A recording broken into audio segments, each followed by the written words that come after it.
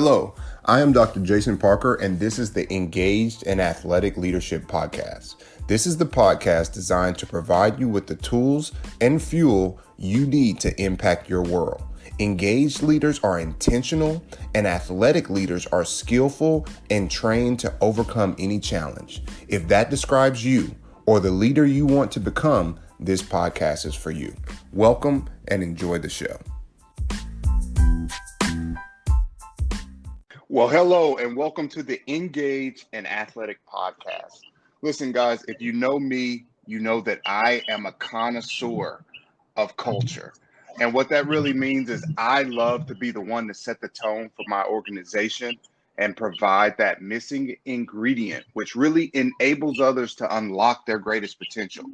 Let's be honest, even as a leader, it's all too easy to fall into the status quo and simply manage administrative tasks. The problem with that is you will always be judged on how you impact people. How do you make your presence felt for the better? How do you add value to others around you? Go ahead, answer that question right now. Better yet, let those who you lead answer it for you.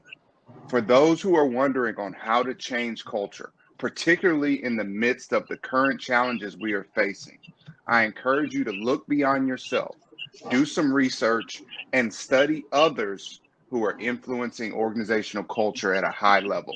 And that's exactly what I've done today. I'm super excited for today's guest, Mr. Willie Spears. Mr. Willie Spears is actually currently an assistant principal and holds the title of Dean of Culture of all things. He's a head football coach, a former AD, a speaker, an author, a trainer.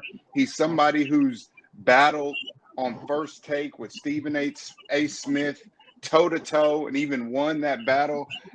Welcome, Mr. Willie Spears. Willie, how are you today? Oh, I'm so great, Jason. Thanks so much for having me, man. I didn't know who you were describing in that intro. I was trying to figure out, man, he got a pretty exciting guest on today. I wonder who that is. Well, I'm pumped as well. You got my blood flowing this morning. Obviously, you've accomplished a lot. So let's get into it. Talk to me a little bit about your background.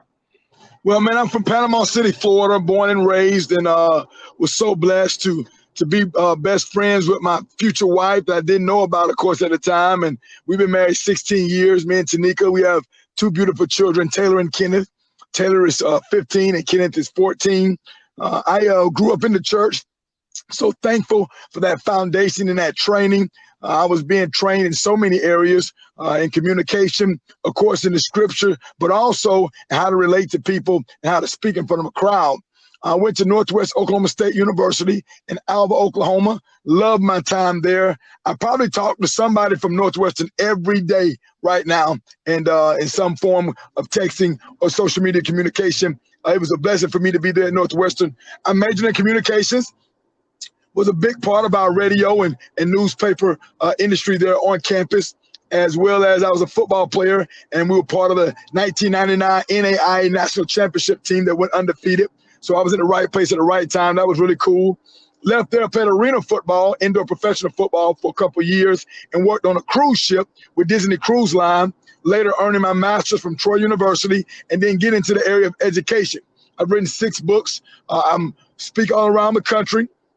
A little bit in Canada as well. I actually was invited to speak in London this fall, but won't be able to make that engagement. So our goal is to add value to people in any way we can. If mowing your grass will add value, we want to mow your grass. If going shopping for an elderly person will add value, we want to go shopping. If giving you a quote, giving you a scripture, or giving you a word of encouragement will add value, we want to do that. If being quiet and listening to you vent or talk to help you in any way will add value, we want to do that. So we just believe we're on the earth to add value to the lives of others. And one way we do that is by being poured into from people who have value to add to us. And so it's a constant cycle, and I'm honored to be on the show and honored to try to share a few things that have helped me so I can add value to others. Wow. That's what it's all about, man. My prayer for every day is that Lord bless me to bring impact, and whatever that means, like you said, whether that's listening, whether that's giving, it doesn't matter, but it's all for the good of others. And so you've accomplished so much, man. Nationally renowned speaker, writer, coach, athletic director, thought influencer, and all around high performing individual. With all that going on and being successful in so many different areas, what is your driving motivation? It's very simple. I really believe that in my house may be the next Mother Teresa and my daughter, may be the next Mandela or Dr. King and my son. With that being said, I cannot miss. We can't drop the ball. It's too important. We can't be haphazard. We must be intentional. And with that being said, we have to continue to drive every day, wake up with a passion that exceeds anybody's expectation. I was listening to a guy named Tim Grover. He was a trainer for Michael Jordan for 15 years. And he was asked by the interviewer, how in the world did you connect with Michael Jordan and how do you pick your clients? He said, my clients have to be as messed up in the head as I am. He said, what do you mean by that? He said, I want a client that I have to tell to go home. I don't want a client that I have to motivate to show up. I want a client that I have to tell, that's enough. We've worked enough. You put in enough. Please go home. Everybody doesn't have that mentality. And so my driving force is to be the very best. Our company is called the Willie Spears Experience. We want you to have an experience when you come in contact with us. We want to be the thermostat. We want to change the temperature of the room, not in an arrogant way, but in a way that you can say, you know what, this guy is obviously researched, he's well-read, and he said something today that's going to impact my life for the rest of my life. And that is our driving force, to be the very best in everything we do. If you call us to fold the chairs and put them against the wall and clean the floor to get ready for the next event, when we leave, you're going to say, man, that guy must be a professional floor cleaner because he cleaned this floor like it was the most important job that there was in the world. And that drives us every single day. That's awesome, man. I mean, right now, you actually hold the title of Dean of Culture. How do you come about getting a title like that? Well, I wrote a book called Culture Creators a few years ago, and the head of school, a guy named, his name is Anthony Brock. He started a school 6 years ago called Valiant Cross Academy, and he would do professional development trainings with me one-on-one. We would sit down and talk about how he can be a better speaker, how he can do a better job of influencing. And it was amazing to me because I admire him. This is a gentleman that saw an issue in his hometown of Montgomery, Alabama, and said, a lot of people are not getting the education that they deserve, and I want to help them. So he targeted African-American males, and he said, I want to give them a quality education at a private school, even if they can't afford it. That goal, that passion, and then that execution for me is very impressive. And so when he come to me and says, Spears, help me with this, help me with that, I was honored to do so. We talked for years about me being a part of what he's doing in the area of expounding upon them what culture is needed to make sure, not just think about it, but make sure that you're intentional about having the right culture. The culture is conducive to growth. I often say that oranges don't grow in Michigan and snowmen aren't built in Miami because the environment is not conducive to that type of growth. You have to create the environment that you want. And once you get that desired environment, then the culture will change the outcomes of everything in the building. And at Valiant Cross, we want high ACT scores. Everything is about numbers. Everything is quantitative. Everything is intentional. And so when he talked to me, we designed together my job description, and then the expectations, and then the evaluation. And so what he came up with was Dean of Culture. And he said, it's your job to make sure we have the right culture. So when I walk in a classroom, there should be no book bags on the floor. Nobody's head should be down. Every child, every scholar, as we call them, should have their tie on. Their shirt should be tucked in. Every teacher should be engaged, never on their phone, never thinking or talking or acting out. They should be engaged 24/7. Every minute of the class day is accounted for. And this happens through data-driven instruction. This happens through instructional planning. This happens through professional development, through observation, and feedback. And so we're constant and we're intentional, and he calls that being the Dean of Culture. Well, that's amazing. And beyond being constant and intentional, you've tied it to data. You've tied it to something that is quantitative, whereas culture is so often something that is ephemeral and something that can't be touched and not exactly tangible and is sometimes nebulous. I love that you guys have real initiatives that you've tied to real goals, that there's meat to where you're going. And I love that. Talk to us about what are some tangible initiatives leaders can get behind to change their culture. That's a great question, and you're absolutely right. When we think culture, we don't think quantitative, we think qualitative. We think everything you say, we think there can't be a tangible number to it. We think we can go in there and we can feel it. It feels like the culture's right, but the problem with I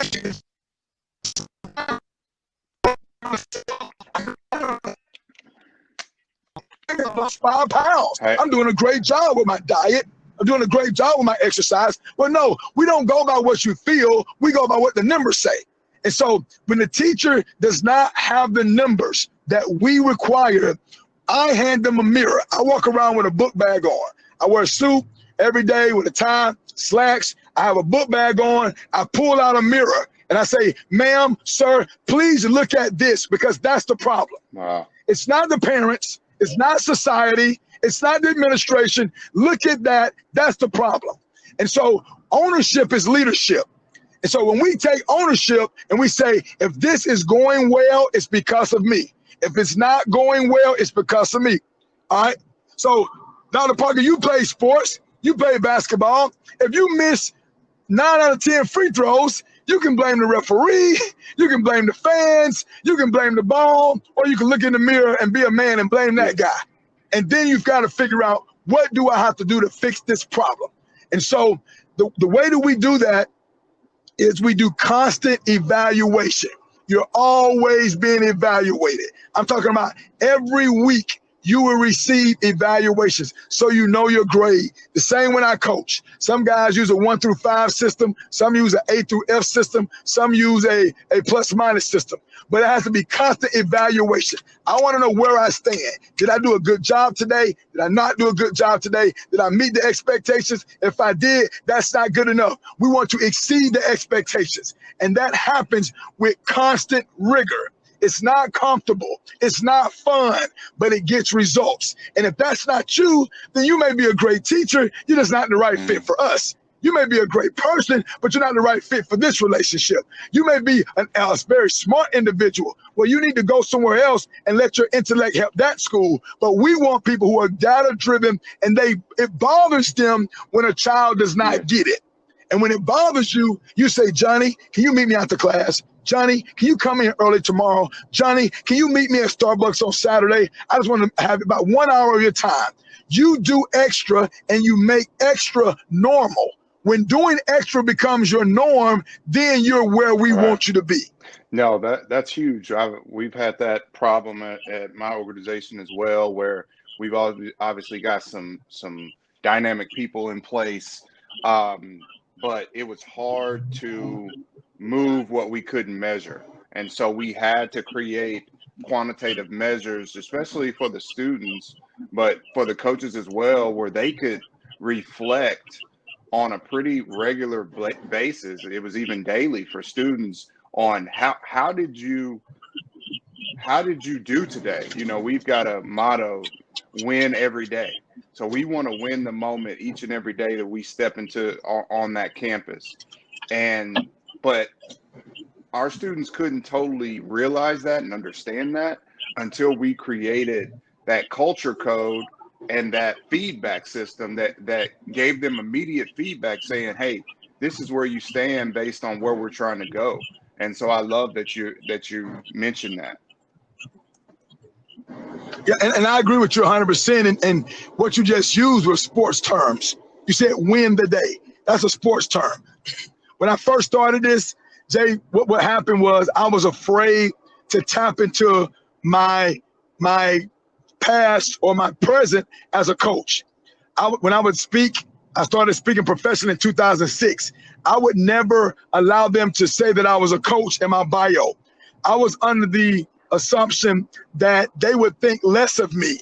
They would think I was a dumb jock.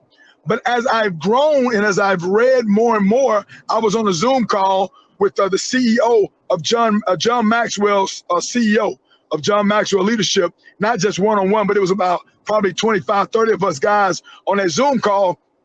And getting those type of resources has helped verify what I've believed my whole life, that sports, the way that we do sports is the way that we should do everything.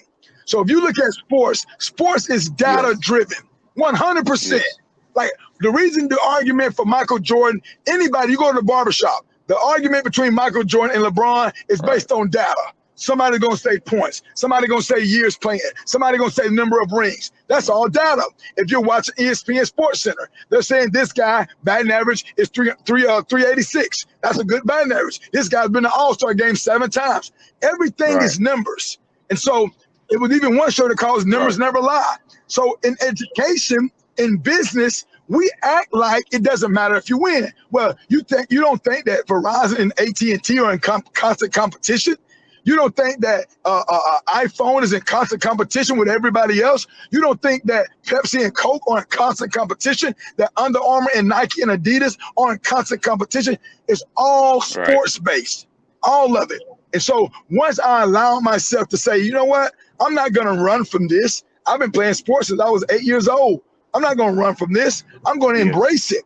And you're absolutely right. If the goal is to carpe diem, to seize the day, to win the day, if that's the goal, then every day I know if I'm a winner or a loser. And when you play basketball, you looked at that scoreboard after that fourth quarter or after that game is over, and you were able to say, we won today or we lost today.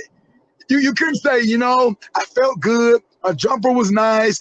No, it doesn't matter how you feel. The scoreboard is going to be the assessment to tell us if we're successful or not.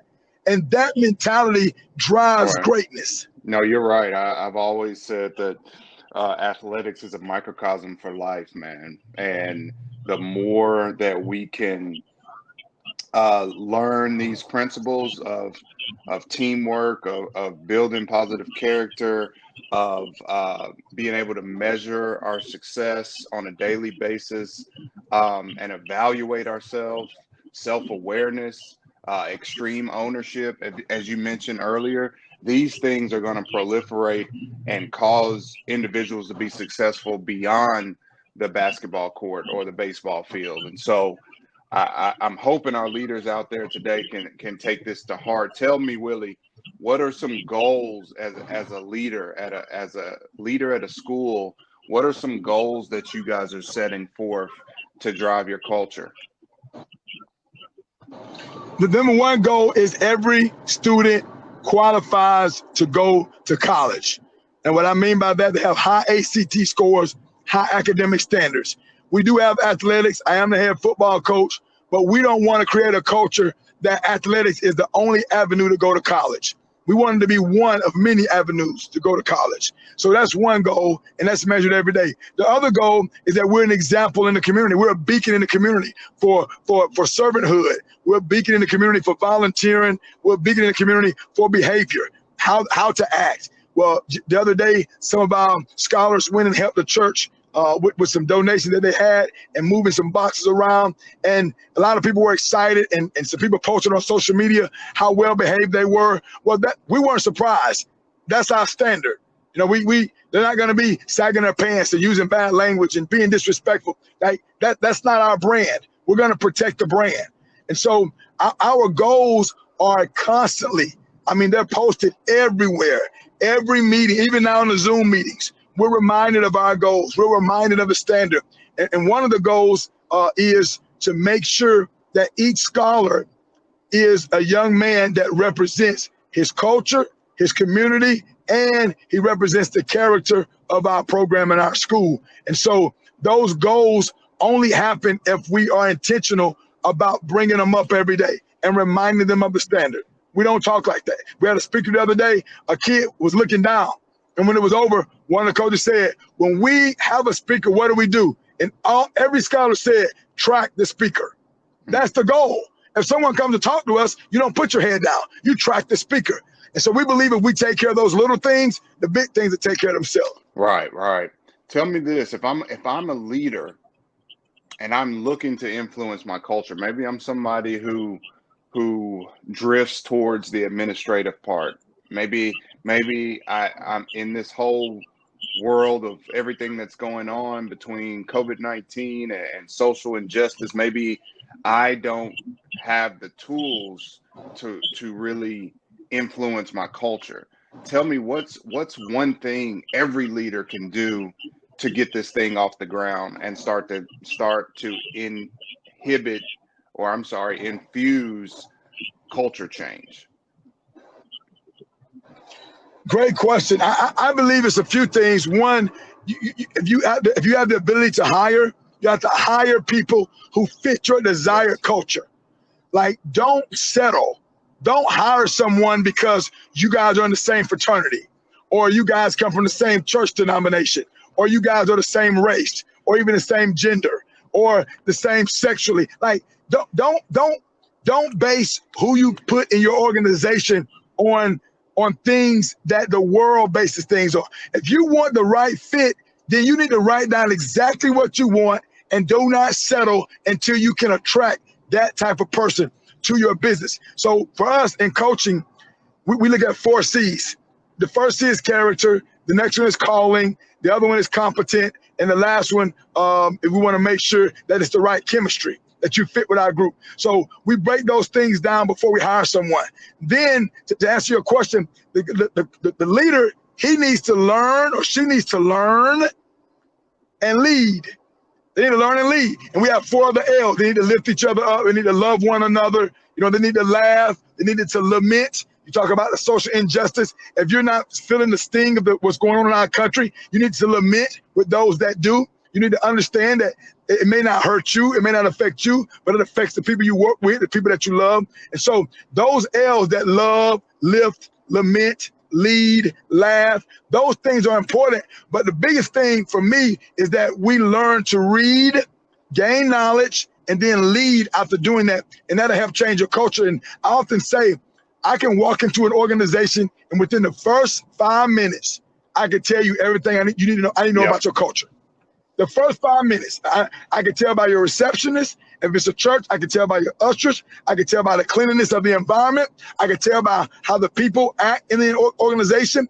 It's very quick to tell. And this is the sad thing, Jay. This is the sad thing. Everything rises and falls on leadership. So if the culture is bad, it's the leader's fault. If the culture is good, it's because the leader is either teaching it or allowing it. So even when it's bad, if something bad is going on, the leader may say, well, I didn't ask her to act that way. Well, you're either teaching it or Right. allowing it. Because if there's constant evaluation, then you know that that person at the front Right. desk is rude. You know that that place is clean. You know that there's a bad odor. You know, like, if there's constant evaluation, then you're not shocked when things go against your defined culture. But if we don't write the culture down, if we don't post a mission statement everywhere, if it's not concise and easy to remember, then the people in the organization, they're just showing up to work and punching the clock, and you're just like everybody else, which makes you average. So I believe, to answer your question, the one thing we could do is read and Yes. lead. No. To your point, we actually had an opening this year, this summer, for a position in our organization that's very important to us, and we posted it obviously and went out and were very intentional and recruited some guys for this position, and felt like we had the right fit, and the person declined the offer. And so we've spent the last 2 months really seeking people and not able to find the right fit. And so we've kept that open, and we've prayed on it. We've continued to put it out there. But we were not going to fill that position with the wrong person. And so we sat on it, and I literally got a call 2 days ago from the very first guy we offered it to. And he said, I made the wrong decision at the time. And he actually accepted the position. But that just goes to your point that those who you bring in are so important, and we can't settle for less. Another thing, to your point, what we're doing this year is adding to each coach evaluation. What are you reading? What are you learning? So we can help hold you accountable and show improvement in the area of learning. Like you said, leaders got to be readers. We have to be learners. And so often that is lost in our organizations. I agree. Well, very good, man. I want you to tell me this. How has COVID-19, how has social injustice, how has that impacted your leadership or the methods that you employ to influence culture? Excellent question. I was actually in Arkansas speaking at a athletic directors conference there in, I want to say Springs, Arkansas.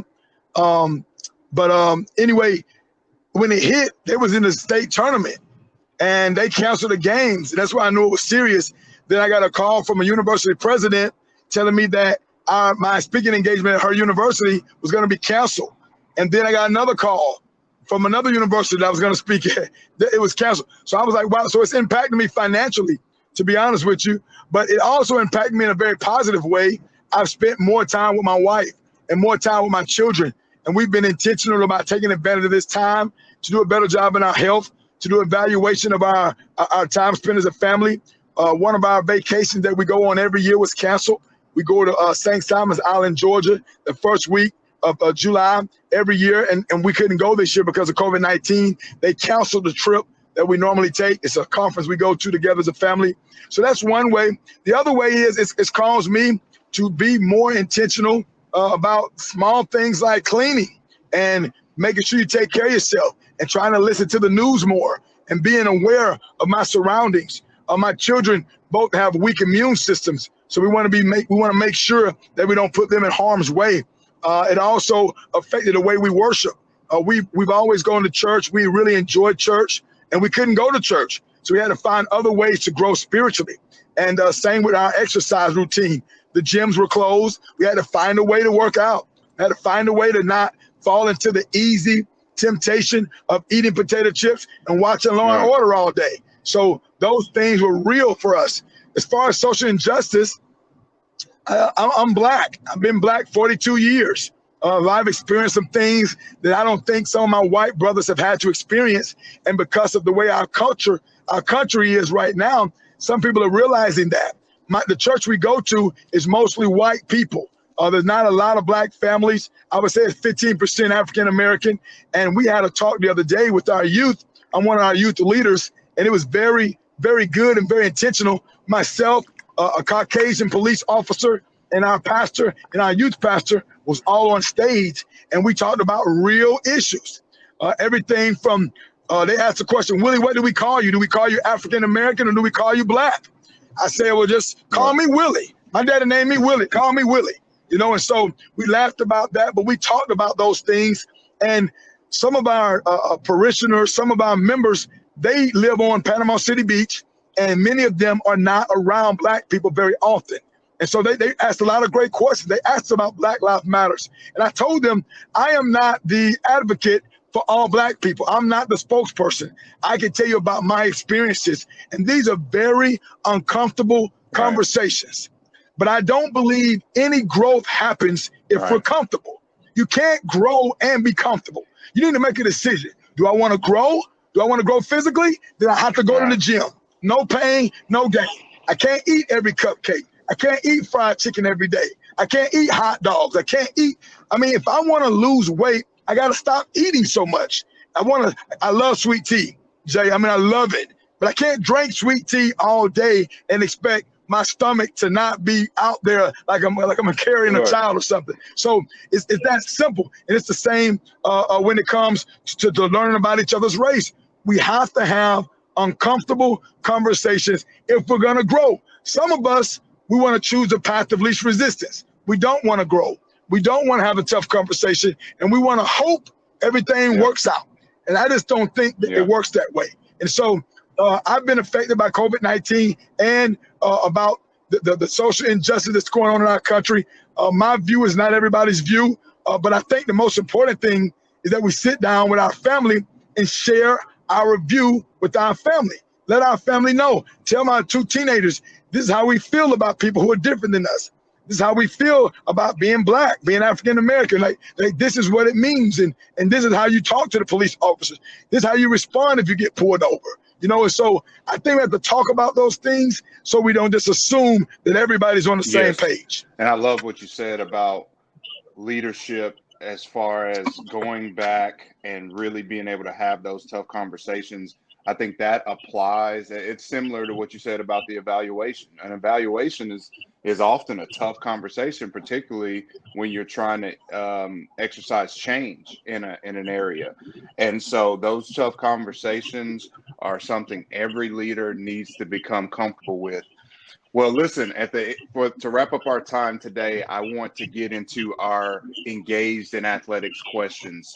And these questions are designed to really let the listening audience get to know you as a leader and some things that you are putting into your daily routine that really allow you to be your best. So our first question is, what are the best books you've read recently? Recently, I read a book called what's the name of that book? Diamonds, Anchors of Diamonds by Jensen Franklin. I'm reading that right now. It's really good. I read a book by Seth Davis called Getting to Us by Seth Davis. Very good leadership book about professional coaches in different sports. And there's a book now called White Fragility that I'm starting to read that I'm very excited about. I try to read a book a month. I try to. And it's been great for me. I even read Michelle Obama's book called Becoming. It really opened my eyes up to a lot of things. I read that a few months ago. But those are the books that I'm reading now, and they're really helping. Awesome. Tell me this. What is your go-to or your most engaging physical workout? Great question. I try to work out 3 to 5 days a week. My most engaging workout is when I work legs. I hate working legs because I don't play sports anymore. I want to work chest and back all day. That's what I love. And biceps and triceps, of course, for the cosmetic look. But when I run 3 miles, then I go in the gym and I do what I call a cycle. 10. These are the reps. 10, 8, 6, 4, 2, 8. And you got a max. So let me say my max on squat is 300 pounds. And so I start with 60% of that, with 40% of that for 10 reps. And then I add the percentage all the way up. So my set of 2, I'm doing 300 pounds. And then my set of 8, I go back to 40%. That workout kills me. And I don't do it as often as I should. But just mentioning it to you makes my entire back, abs, quads, everything. It's got me hurting too, but that's a good one. That's old school right there, going back to the days on the football field. Well, tell me this. What does your reflection time look like? What I try to do, I try to pray an hour a day. My commute to work is over 2 hours. And so the first hour, I have my phone off and I try to pray. Some may call it meditating. Some may call it reflecting. But it clears my mind. No notifications on the phone, no music, no constant beat to keep me bobbing my head, but just silence. And in doing that silence, I speak. I'm a man of faith. And so I pray, and I pray for people. This morning, I pray for our leaders. I pray for the President of the United States. I pray for every governor, pray for every mayor, pray for my children, pray for their future spouses. And so 30 minutes of that or so is praying. Then the next 30 minutes is reflecting. You know, how can I improve? How can I get better? What am I lacking in? Where am I deficient? Who can I go to help me in my areas of weakness, physically, mentally, spiritually, in my marriage, as a parent, financially, like as a coach? Where do I need to go to get the training so I can be all in and I can be the real deal in every area of my life? And so I try to do that every morning, the first hour of the day. I don't get it done every morning, but I definitely get 3 days to 4 days every week. Every week, I never do less than 3 days. Sometimes I get 7 in, but I never do less than 3. And so that's been real good for me. Amazing, man. Great stuff. Great stuff. Tell me, last question, what social groups do you connect with that inspire you? It's been a lot over the years, depending on where I am in my life, depending on where I lived. Right now, I'm a part of 2 Zoom, because of COVID-19, Zoom Bible studies. So it's a guy, Jensen Franklin. He's a pastor of a big church in Florida, Georgia, in Gainesville, Georgia called Free Chapel. I've never met Pastor Franklin, but one of his pastors is a guy named Mike Thurman. Mike Thurman and I hit it off when I spoke at a FCA, Fellowship of Christian Athletes event in Georgia last summer. And we've been friends ever since. He's one of the pastors there at that church. He invited me to come to a men's Bible study online on Zoom. So for the last 4 or 5 months, probably 4 months, that's what I've been doing. Every Monday we meet, and it's been amazing for me. It's about 40 to 50 men who are believers, and it's been great for me. Then on Friday, it's 40 to 50 coaches, and maybe 10 of these guys overlap, but it's a different group. And many of them are athletic directors. Many of them are football coaches, basketball, baseball. So those two social groups have really helped me grow in many areas of my life. Sometimes it's a very serious conversation. We talked about fatherhood over Father's Day, and some of those comments, man, would really just shock you, just rock you. We've had some psychological evaluations with a psychiatrist on. We've had some counseling sessions. So it's been really good for me socially. And right now, that's what's really been helping me. But I've connected with several different groups from fraternities, even some sororities, from churches, also to clubs and different organizations, depending on where I've lived and the proximity of that group of those people.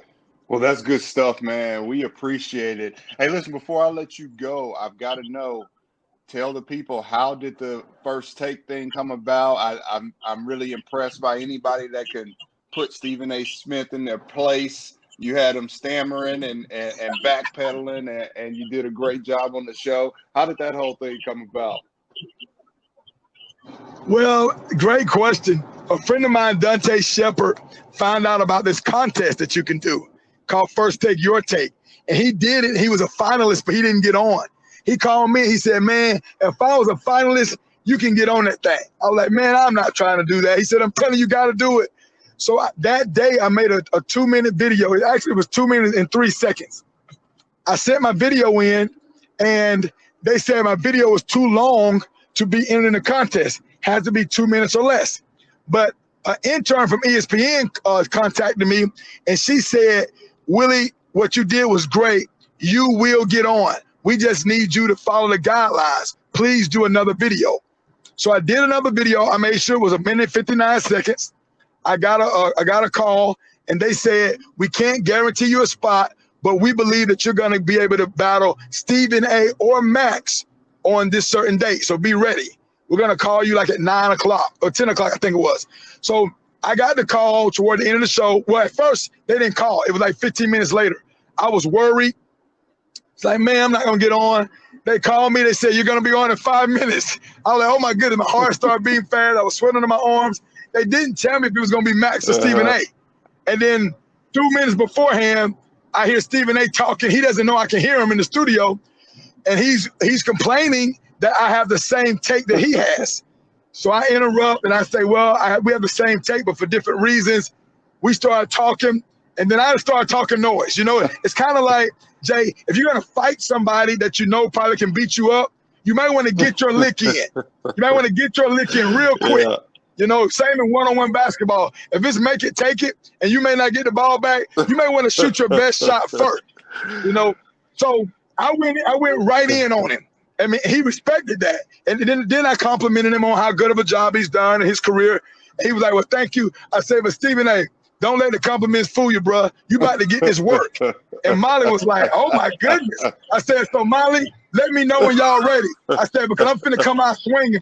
I said, Stephen A., I don't think you all that, to be honest, bro. I mean, all you do is use all these big words that don't nobody even know those words. You looking up stuff in the dictionary before you get on TV. I mean, I just went in on it. And, man, I was so nervous. My entire shirt was soaking with sweat when it was over.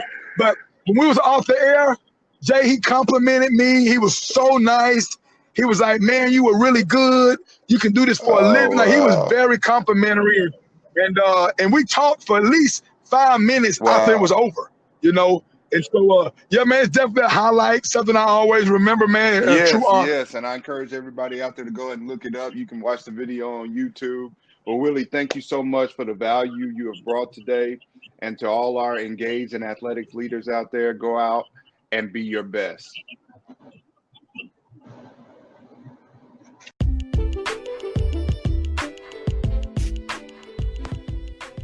Hey guys, if you'd like to connect with me to answer any questions or if I can help you in any way, shoot me a line at jlpengages@gmail.com. As always, rating the podcast helps others find us easier, so we appreciate if you can do that as well. Thanks for listening to the podcast. Now go out and be your best.